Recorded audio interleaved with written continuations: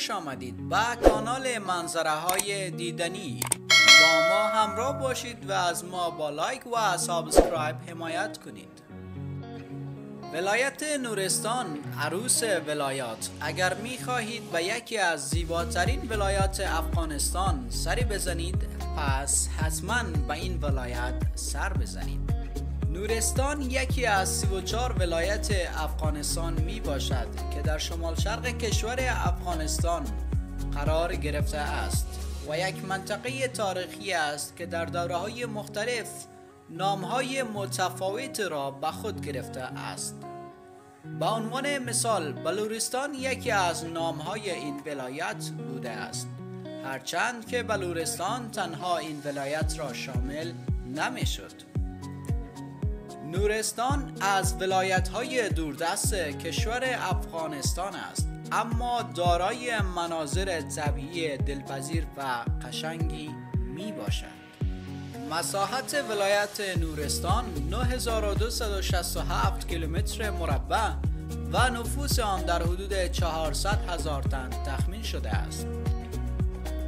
اما تعداد زیادی از باشندگان این ولایت در ولایات ننگرهار، لغمان و کنر مستقر هستند. زبان اصلی این ولایت نورستانی می باشد، اما 15% مردم آن با زبان پشتویی نیز صحبت کرده و 1% باشندگان آن پشتو و در بعضی مناطق تاجیک نیز وجود دارد. اما زبان اداری این ولایت پشتو است. این ولایت در شمال با ولایت بدخشان، در شرق با چترال و منطقه کشمیر پاکستان، در جنوب با ولایات چون کنر و در غرب با پنجشیر، کاپیسا و لغمان همسایه می باشد. ولسوالی های ولایت نورستان بجز شهر پارون که به عنوان مرکز این ولایت شناخته می شود، دارای 8 ولسوالی می باشد. این 8 ولسوالی عبارتند از واما، کامدش، برگتمال، دواب، نورگرام، وانت، وایگل و مندل. مناطق طبیعی ولایت نورستان: بیشتر مناطق نورستان را دره‌ها، کوه‌ها و تپه‌ها تشکیل داده است و به ندرت میتوان مناطق هموار در آن پیدا کرد.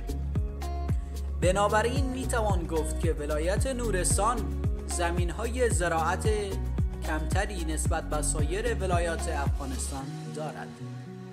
در عوض دارای رودهای خروشان و زیبایی است که در تمام طول سال دارای آب بوده و قرار گرفتن پل‌های چوبی بر روی آن و زیبایی‌های آن افزوده است.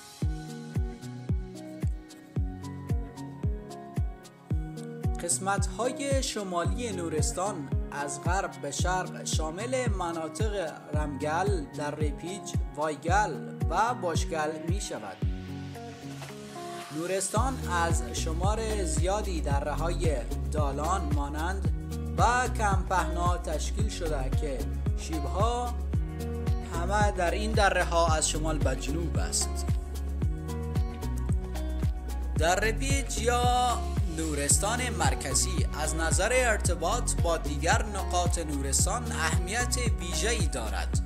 زیرا توسط دره‌های فرعی با قسمت‌های باختری و خاوری نورستان ارتباط دارد.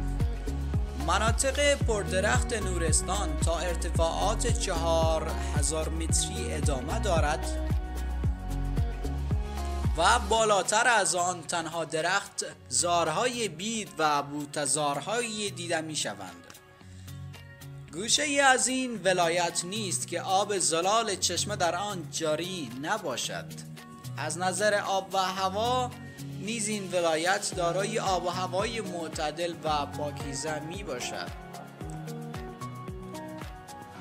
اکثر نورستان زمستان‌های پربرفی دارد، اما با تناسب سالهای پیشین این ولایت نیز شاهد بارش سنگین برف نیست.